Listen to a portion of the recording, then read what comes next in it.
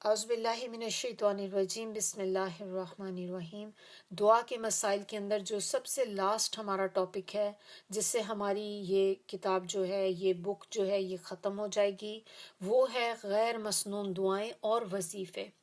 अब तक हम जो देखते आए वो सब वो दुआएं थीं जो हमें नबी सल्लल्लाहु अलैहि वसल्लम से साबित थीं, उनकी अहादीस से, उनकी सुन्नत से, तो वो मसनून थी। अब कुछ ऐसी चीज़ें हम देखेंगे जो हम बहुत कॉमनली देखते हैं, लेकिन हमें ये भी नहीं पता होता कि ये चीज़ें हमें सुन्नत से साबित नहीं हैं। आज हम उन चीज़ों को अब देखेंगे कि वो गैर मसनून दुआएं जो हमें नबी सल्लल्लाहु अलैहि वसल्लम से नहीं मिलती, और इसी तरह वजीफ़े भी कुछ ऐसे हैं जो हमें नहीं मिलते किसी हदीस से और ना ही किसी सुन्नत से। तो वो हम थोड़ा सा देख लेते हैं कि ये कौन सी चीज़ें ऐसी हैं।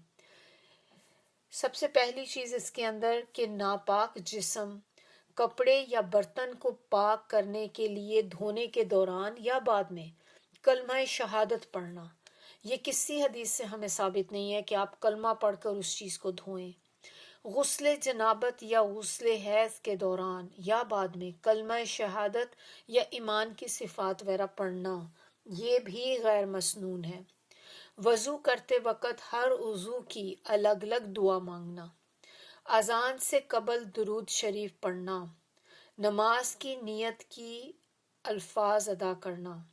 कि जिस तरह नमाज की नियत करते हैं तो आपने देखा है कि वो 4-5 चीज़ें हैं जो हम मांगते हैं कि अल्लाह ताला मैं ये ज़ोहर की नमाज़ पढ़ने लगा हूँ, जो भी नमाज मेरा मुँह किबले की तरफ है, और फ़र्ज़ नमाज है, पता नहीं और भी कुछ होता है, इसी तरह 4-5 चीज़ें होती हैं मेरा ख्याल जो मांगते हैं लोग। तो ये सारी चीज़ मसनून नहीं है, ये हमें नबी सल्लल्लाहु अलैहि वसल्लम की किसी भी सुन्नत से साबित नहीं है। जब आपने वज़ू किया और आके जानमाज़ पे खड़े हो गए तो यही आपकी नीयत है कि आप आए ही इसी नीयत से जानमाज़ पे कि आपने नमाज पढ़नी है, तो नीयत तो हो गई आपकी, आपको उसको पूरा वो इतना लंबा सिनेरियो पेश करने की ज़रूरत नहीं है उसमें। फिर फ़र्ज़ नमाज के बाद इज्तिमाई दुआ का हमेशा एहतमाम करना। जब भी फ़र्ज़ नमाज पढ़ी तो उसके बाद आपने इज्तिमाई दुआ की, ये भी गैर मसनून है। फ़र्ज़ नमाज के बाद बुलंद आवाज़ से इज्तिमाई ज़िक्र करना। नमाज जुम्मा के बाद 100 मरतबा कुल हो अल्लाह का एहतमाम करना। नमाज जुम्मा के बाद एक दूसरे को तकब्बुल अल्लाह मिन्ना व मिनकुम कहना। नमाज जुम्मा के बाद खड़े होकर बुलंद आवाज़ से इज्तिमाई दुरूद शरीफ पढ़ना। जुमे के दोनों खुतबों के दरमियान 3 मरतबा बुलंद आवाज़ से इज्तिमाई दुरूद शरीफ पढ़ना। आपको पता है कि जुम्मे के जब खुतबा होता है तो वो 2 खुतबे होते हैं उसमें।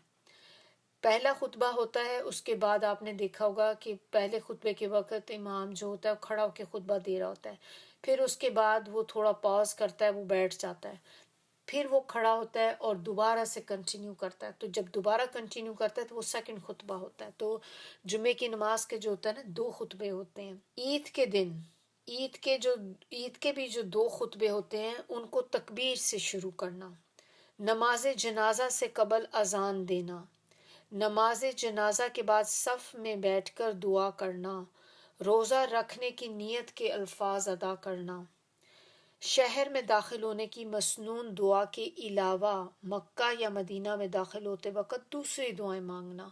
जब भी किसी शहर में एंटर हों तो उसके लिए जो हमें नबी सल्लल्लाहु अलैहि वसल्लम ने दुआएं बताई हैं कि आप जब किसी जगह पे दाखिल होने लगें तो ये दुआ पढ़ें, तो वो दुआएं ही पढ़नी चाहिए। तवाफ़ करने की नीयत के अल्फाज अदा करना। तवाफ़ के हर चक्कर में अलग अलग दुआओं का एहतमाम करना। सई की नीयत के अल्फाज अदा करना। सई के हर चक्कर में अलग अलग दुआओं का एहतमाम करना। मकाम इब्राहीम और मकाम मुल्तज़िम पर मखसूस दुआओं का एहतमाम करना। मक्का से रुखसत होते हुए विदाई दुआ मांगना। मस्जिद में दाखिल होने की मसनून दुआ के अलावा मस्जिदुल हराम या मस्जिद नबवी में दाखिल होते वक़्त कोई दूसरी दुआएं मांगना।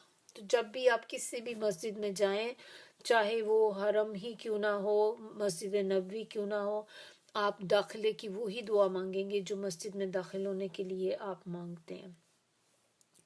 रोज़ा रसूल पे मसनून दरूद सलाम के अलावा दूसरे तवील और अरीज़ یعنی کہ لمبے لمبے کوئی اور درود پڑھنے شروع کر دینا.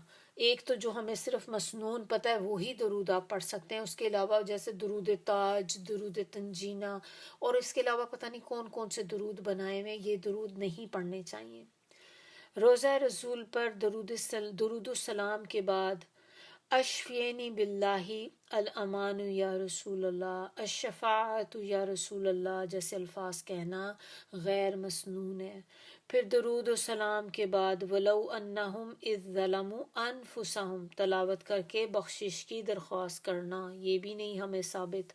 نزول وحی کی جگہ کھڑے ہو کر فرشتوں پر سلام بھیجنا. ایصال ثواب کے لیے قرآن خوانی کرنا، فاتحہ خوانی کرنا، رسم کل 10واں اور 40ویں کا اہتمام کرنا، یہ بھی غیر مسنون طریقے ہیں. میت دفن کرنے کے بعد سر کی طرف کھڑے ہو کر سورہ فاتحہ اور پاؤں کی طرف سورہ بقرہ کی ابتدائی آیتیں تلاوت کرنا. میت کو غسل دیتے وقت قرآن پاک کی تلاوت یا ذکر کرنا. جنازہ لے جاتے وقت بلند آواز ذکر کرنا. بسم اللہ کا قرآن پاک ختم کرنا. اور پھر چنوں پر یعنی کہ جو سیڈز ہوتے ہیں، گٹھلیاں ہوتی ہیں نا، ان پہ 70,000 یا 70,000 مرتبہ کلمہ پڑھنا. 1.5 بار آیت کریمہ ختم کرنا. 27ویں رجب کو محفل کرنا، یعنی کہ کسی بھی قسم کا اہتمام کرنا 27ویں رجب کو. پھر اسی طرح 27ویں رمضان المبارک کی رات جو شب قدر کی رات ہو سکتی ہے، اس میں 7 مرتبہ سورہ ملک پڑھنا.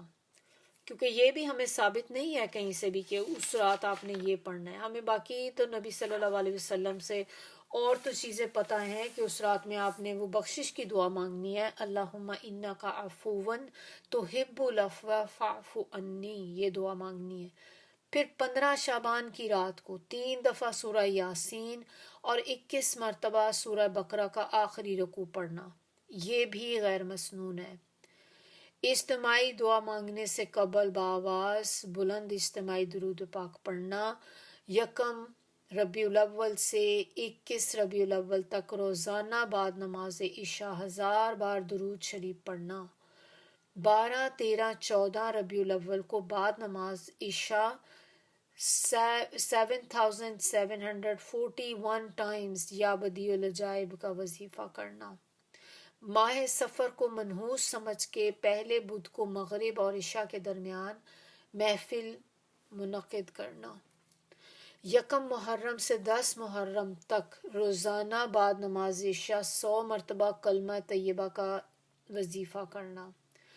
پھر جو شیخ عبد القادر جیلانی تھے، جن کو لوگ کیا غوث العظم کہتے ہیں نعوذ باللہ، ان کا وظیفہ کرنا.